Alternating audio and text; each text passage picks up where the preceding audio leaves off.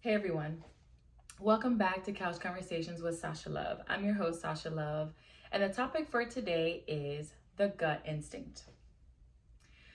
So, this video will kind of dive into some things that I've learned very recently about my relationship with my own gut instinct and how that guides how I make certain decisions, how I move through life. So, throughout this video, and as you go on in your own journey in life and your own discussions, my challenge for you is to really think about what is your relationship with your gut instinct? Is your gut instinct always right? Is it always wrong? Is it hit or miss? And based on the different gut feelings that you feel, how does it affect how you make decisions and how you choose to move through life? So, those are some of the questions I'm throwing out there for you to kind of think about, and we'll go ahead and get started after I take some water because I'm a little thirsty, so I'm gonna drink some water.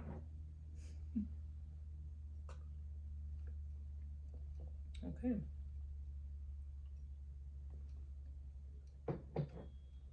All right, so we're talking about the gut instinct today. So recently, I was, I, I challenged, I was in a position to challenge my gut instinct. For me, somehow along the way in life, I had picked up this idea, this understanding that the gut instinct has to be 100% accurate all the time. Like whether it was telling me that something bad was going to happen, it was right. It was going to tell me something good was going to happen, it was right. I had to follow it head over heels, done.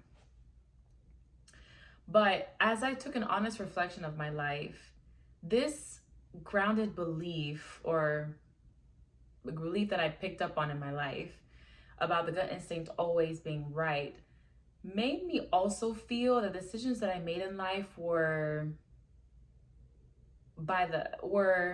really grounded. Were just decisions I made on a feeling. Like if I felt it was the right thing to do, I did it. If I felt like it wasn't the right thing to do, I didn't do it. And though some of those decisions weren't always followed by grounded decisions or sound reasoning. So when I thought about my relationship with gut instinct, it got me thinking, why do I feel like my gut instinct always has to be right? And if I know that my gut instinct isn't always right, which was another thing I realized when I reflected on my own life, my gut instinct isn't always right. So if I know it isn't always right, then how does my relationship to my gut instinct change? Okay, so let me kind of summarize that because I kind of feel like I chopped that up. So when I reflected back into my life, I realized two things. Number one, my gut instinct wasn't always right. And number two, when I made decisions exclusively based on a gut feeling, sometimes those decisions didn't come from a place of groundedness, a place of sound reasoning, didn't come from sound reasoning. And when I make decisions like that, when it's not really grounded, when it kind of is basically like wishy-washy, like just decisions that kind of move with the wind type of thing, those aren't decisions I feel like are really sound with the kind of life that I want to live moving forward. So let me give some practical examples. So the first example I have is when I was in a car accident when I was 16.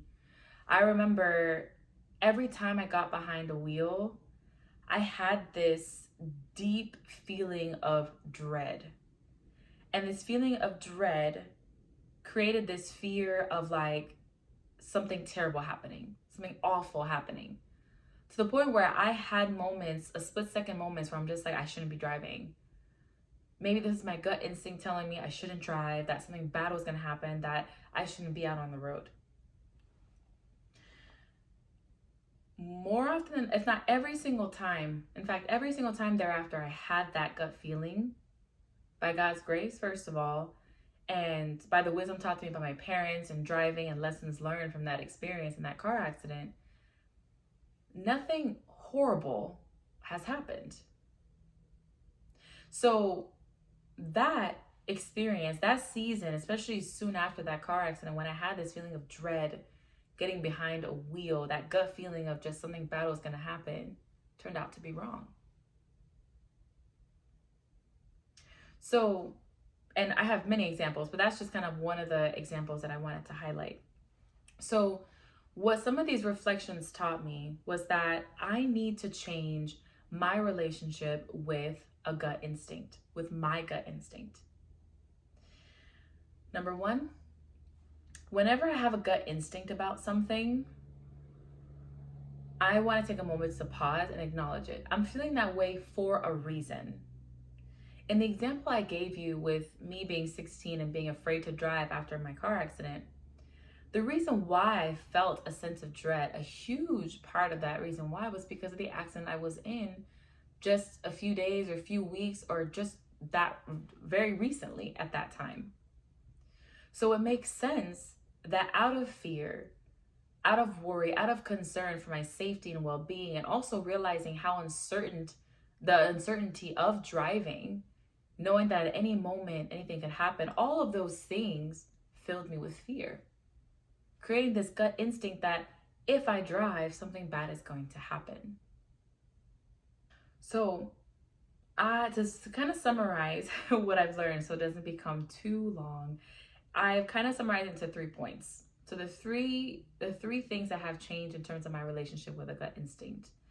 I look at the why, I examine the context, and I use my gut instinct more as an invitation to explore something rather than a definitive statement. Okay? So let's start with the context. So whenever I have a gut feeling about something, I immediately look at the context. Where am I? What is my environment?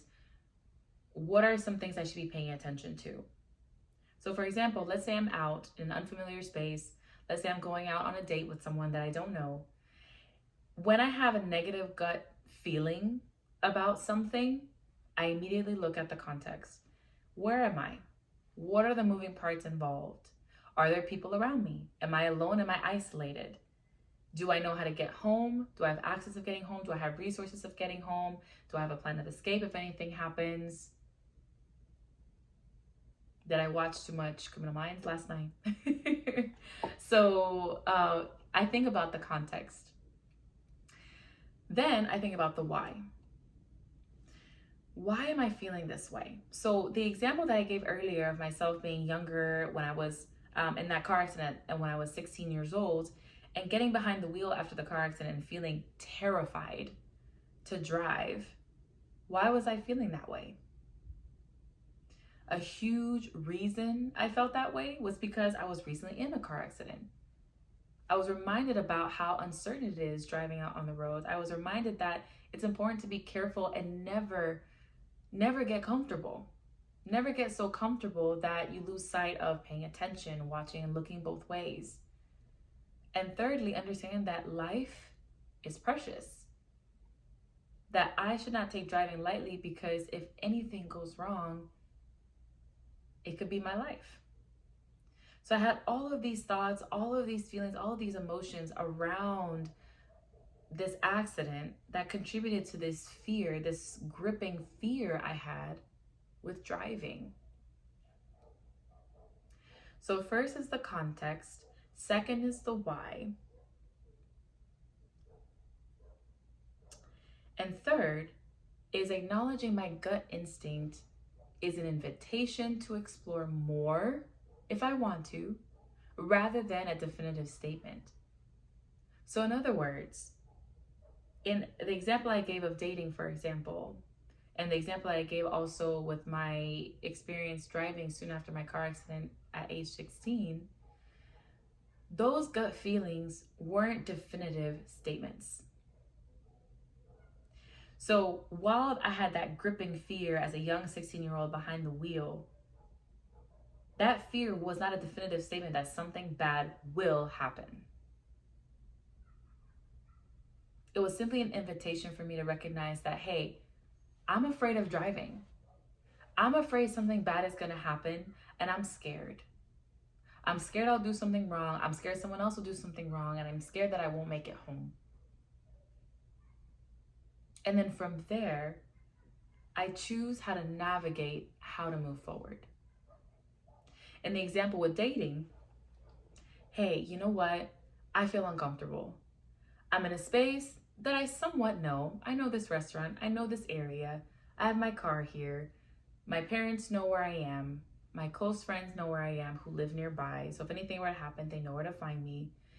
But I'm honestly apprehensive about dating because I haven't had a great experience so far. And I've heard the horror stories. I've heard what happens these days with dating. I've heard how people get blindsided. I don't know this person. He could be anyone.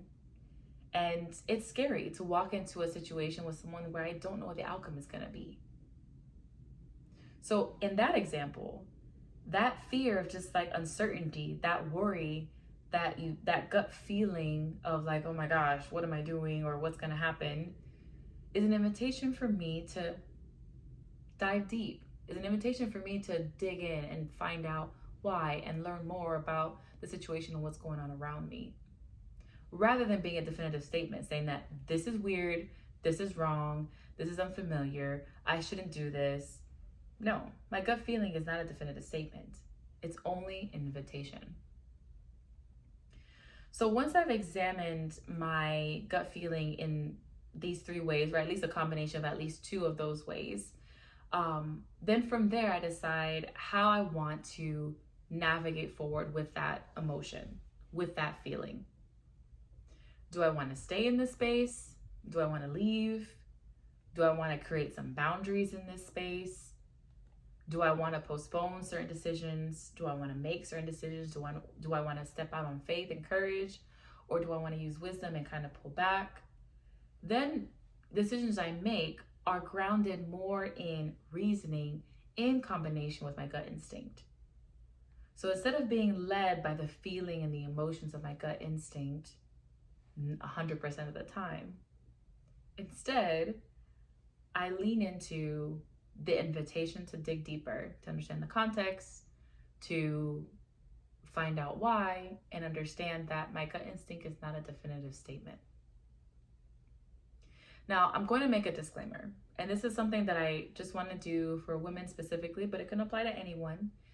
And the disclaimer is this: if you're ever in a position where you feel unsafe, and especially if that gut feeling is pretty strong and it's pretty present for you and it's kind of undeniable and it goes beyond just like the butterflies of trying a new experience or being in a new space, if you have like this feeling of like something just doesn't feel right, in my experience, it's better to lean into those specific types of gut feelings and then be wrong later if you are, than to ignore it. Because especially as a woman in this day and age, in this world where people have different motives, different agendas, and unfortunately that's the life that we live in, that's the environment that we're in, it's very important for us to practice being safe rather than sorry. So outside of everything I talked about, if you have a really strong feeling or thought or something that's telling you that, hey, something just is really wrong here, something here does not feel right, then I would rather act on that, take some space, examine what's going on before moving forward.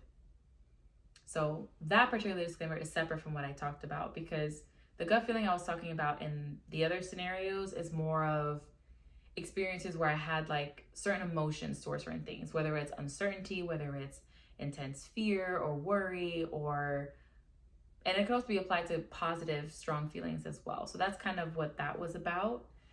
But things related more to your safety, well-being, that is something a little bit different.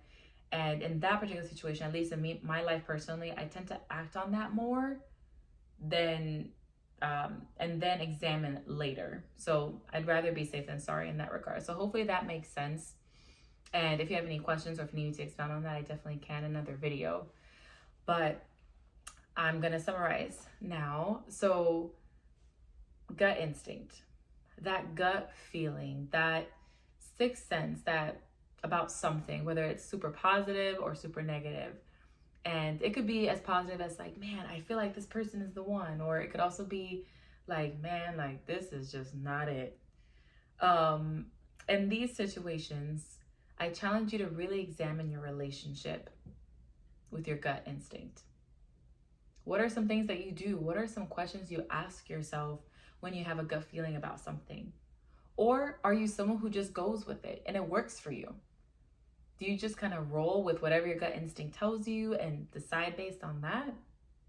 Or are there certain things that you think about and explore before making decisions in your life? So, hopefully, this is helpful. Definitely leave your comments and thoughts below via email or in my Instagram and or in the comments. And I look forward to seeing you guys again very soon in my next video. Until next time, take care.